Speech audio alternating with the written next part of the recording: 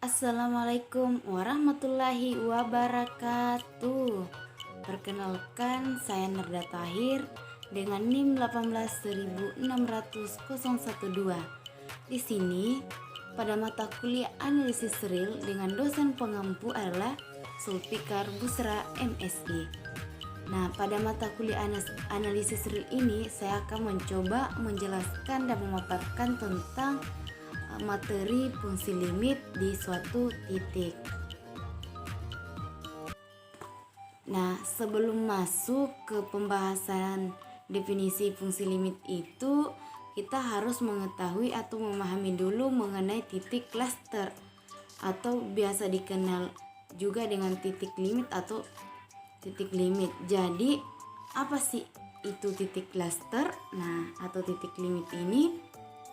Definisi dari titik cluster adalah kita misalkan himpunan A adalah subset dari himpunan bilangan real pada suatu titik C elemen R. Nah, adalah titik cluster atau titik limit dari A jika setiap lingkungan delta dari C, lingkungan delta dari C yang biasa dituliskan dengan F, delta C sama dengan C dikurang delta dan C ditambah delta dari C yang memuat paling kurang satu titik dari A yang berbeda dengan C. Nah, pada pembahasan sebelumnya kan bahwa yang dimaksud dengan lingkungan epsilon dari titik alfa adalah himpunan X bilangan real di mana nilai mutlak X elemen R itu X kurang nilai mutlak X kurang A akan kurang dari epsilon. Nah, nilai mutlak X ini X kurang A ini akan kurang dari epsilon.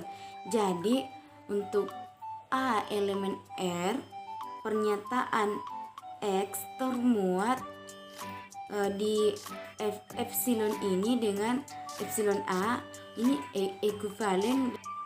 Nah, dengan pernyataan di mana min epsilon ini lebih kecil dari X dikurang A dan A ini akan lebih besar dari X kurang A.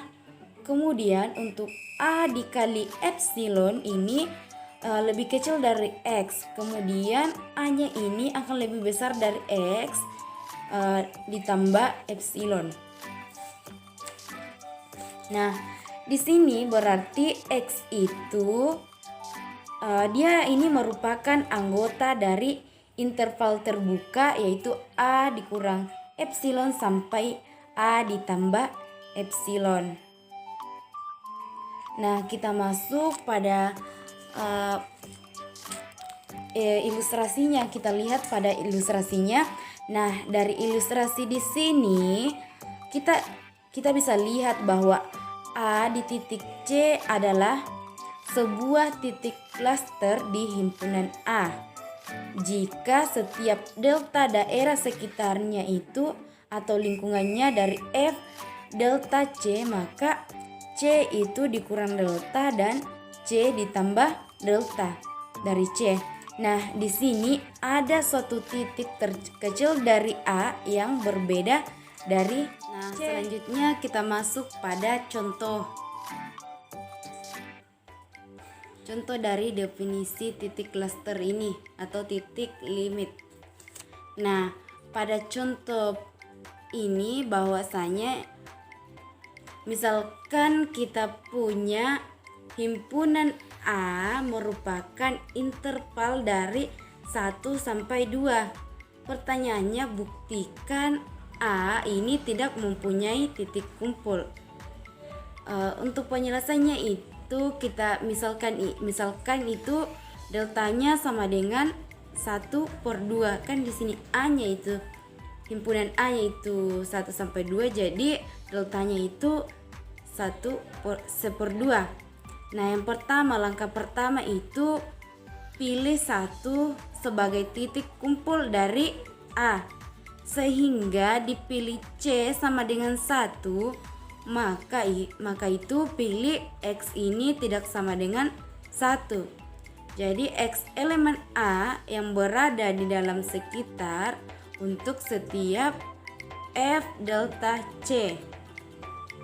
Nah, selanjutnya itu akan diperoleh tidak ada X elemen A di dalam untuk setiap F delta C, sehingga berdasarkan dari definisi titik cluster atau titik kumpul tadi, maka satu ini bukan titik kumpul dari A. Nah, untuk lebih jelasnya kita masuk pada pengilustrasiannya. Nah, di mana teman-teman bisa lihat di sini, ini adalah pengilustrasiannya, di mana untuk membuktikan bahwa satu ini bukan merupakan titik kumpul dari A. Di sini kita tentukan dulu lingkungan delta C, di mana C-nya itu sama dengan 1. Terlebih dahulu kita pilih 1 ya, yang ini kita pilih 1. Jadi 1 dikurang delta, di mana deltanya adalah tadi 1/2. Nah, di mana C dikurang delta sama dengan 1, yaitu 1/2 sama dengan 2/2 dikurang 1/2 menghasilkan 1/2. Jadi C dikurang delta sama dengan 1 ini adalah delta dari 1 adalah 1/2. Kemudian untuk C ditambah delta sama dengan 1, yaitu diperoleh 1/2. Deltanya di sini adalah 1/2, C-nya adalah 1, sama dengan 2/2 dikurang 1/2 akan menghasilkan 3/2.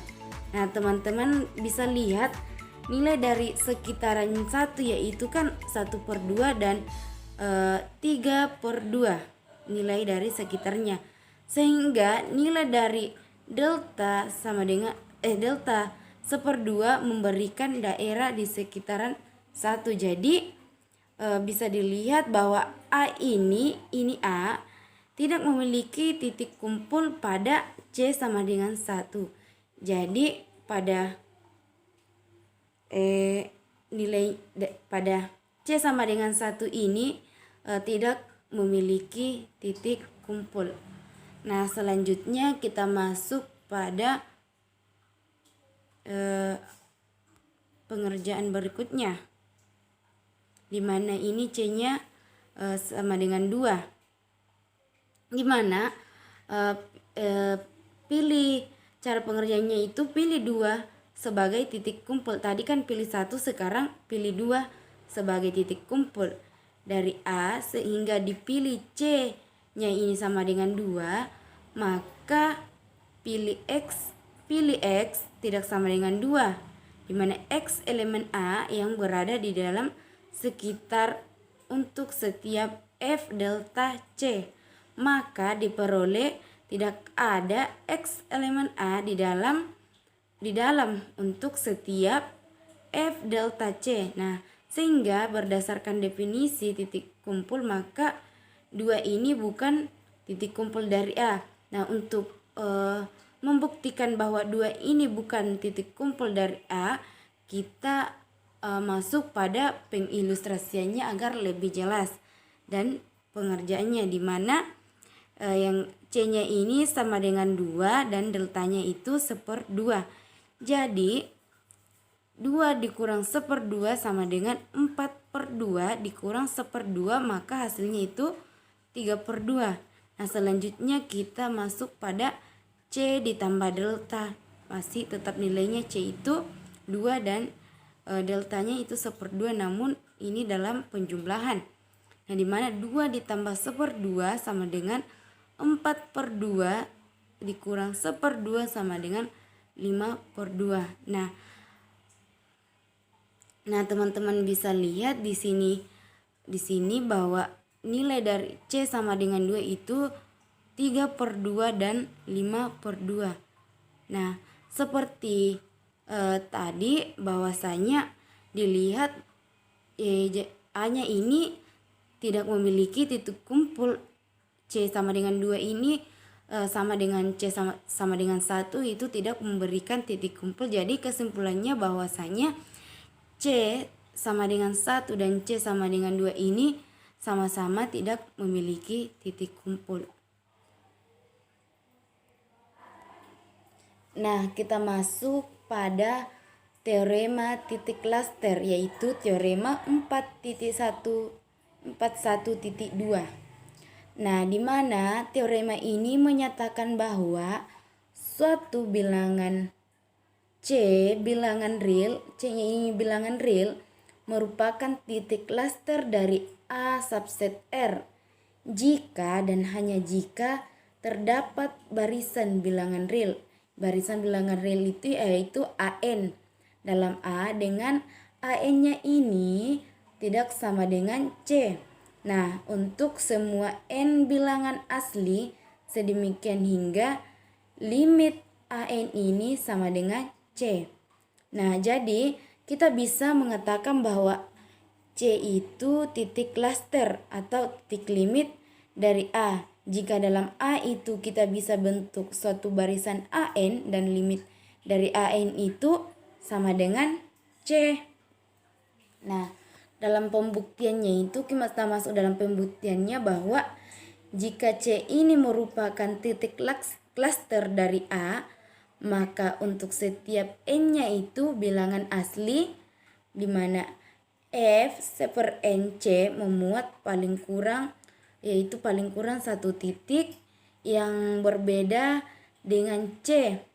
Nah, jika titik ini yang dimaksud adalah AN, maka AN ini elemen dari A dan AN ini tidak sama dengan C. Dan limit AN ini sama dengan C. Namun sebaliknya, jika terdapat suatu barisan AN dalam AC dengan limit AN sama dengan C, maka untuk sebarang 0 ini lebih besar untuk sebaran delta ini lebih besar dari 0. Terdapat bilangan asli K delta.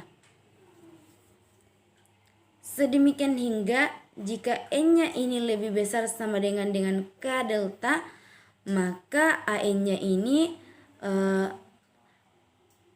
F delta C. Nah, oleh karena itu F delta C ini memuat titik-titik AN. Titik-titik AN. N-nya ini lebih besar sama dengan K delta. Nah, di mana termuat dalam A dan berbeda. A dan berbeda dengan C. A dan C ini berbeda. Nah, selanjutnya kita masuk pada pengertian atau definisi fungsi limit. Nah, apa sih itu fungsi limit? Nah, fungsi limit atau limit fungsi ini didefinisikan misal A adalah himpunan bagian dari bilangan real di mana sebuah fungsi f ini dia memetakan A ke bilangan real dan C ini merupakan titik klaster atau titik limit dari A. Nah, kita katakan bahwa suatu bilangan real L merupakan limit dari F pada C. Merupakan limit dari F pada C. Jika diberikan sebarang lingkungan epsilon, maka epsilon dari L ini atau dituliskan F epsilon L terdapat lingkungan di mana terdapat lingkungan delta dari C F delta C. Sedemikian hingga jika X-nya ini tidak X-nya ini tidak sama dengan C, sebarang titik dari F delta C, iris A. Maka Fx ini termasuk dalam F delta L. Nah, selanjutnya kita masuk pada pengilustrasian limit fungsi. Pengilustrasian ini adalah gambar ilustrasi dari definisi fungsi limit tadi.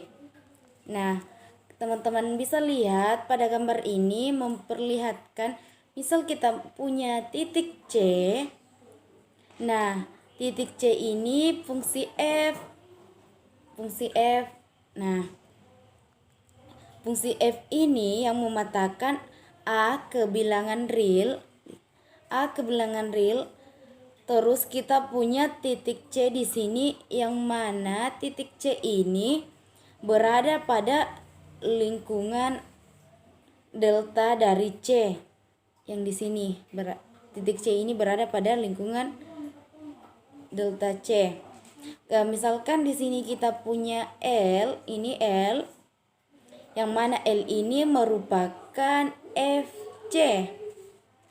Dan L itu terletak pada lingkungan epsilon dari L. Maka kita katakan kalau limit Fx itu limit X menuju C itu ada sama dengan L. Jadi dengan kata lain lingkungan delta dari C dan lingkungan epsilon dari L itu kita bisa lihat pada tanda warna pink ini. Ini merupakan bagian yang menunjukkan limit dari F menuju C, L. C sama dengan L. Nah, limit fungsi ini ada teorema 4.1.5, di mana teorema ini menyatakan bahwa jika F adalah fungsi yang memetakan A ke R bilangan real dan C suatu titik cluster dari A, maka F hanya dapat mempunyai satu limit pada C. Maksudnya jadi misalkan untuk satu titik cluster tidak mungkin jadi untuk satu titik cluster ini tidak mungkin F itu dia mempunyai lebih dari satu limit pada titik cluster tersebut. Nah, selanjutnya kita masuk pada teorema kriteria. Sebenarnya di sini ada epsilon ya, kriteria epsilon delta untuk limit. Maaf, saya tidak menulisnya. Di sini kriteria epsilon delta untuk limit. Jadi, teorema kriteria epsilon delta limit ini ada teorema 4.1.6 yang menyatakan bahwa misalkan F adalah fungsi yang memetakan A ke R bilangan real ini memetakan A ke R bilangan real dan C suatu titik cluster dari A, maka pernyataan ini ekuivalen. Nah, dalam teorema 4.1.6 ini ada 2 poin ya. Yang pertama, di mana limit X-nya ini menuju C untuk F sama dengan L jika dan hanya jika untuk sebarang epsilon ini lebih besar dari 0. Jadi 0 ini lebih kecil dari epsilon. Nah, terdapat suatu delta epsilon ini lebih besar dari 0. Jadi 0 ini kurang dari epsilon. Nah, sedemikian hingga jika X-nya ini elemen dari elemen A dan 0 ini lebih kecil dari nilai mutlak X dikurang C lebih kecil dari delta epsilon, maka nilai mutlak dari Fx kurang L ini lebih kecil dari kurang dari epsilon. Nah, itu tadi tentang teorema kriteria epsilon delta untuk limit. Nah, teorema ini dalam teorema 4.16 ini sering diperkenalkan ya pada pembelajaran kalkulus, yang mana ini disebutkan sebagai pembuktian limit yang menggunakan aturan epsilon delta atau pembuktian limit dengan epsilon delta.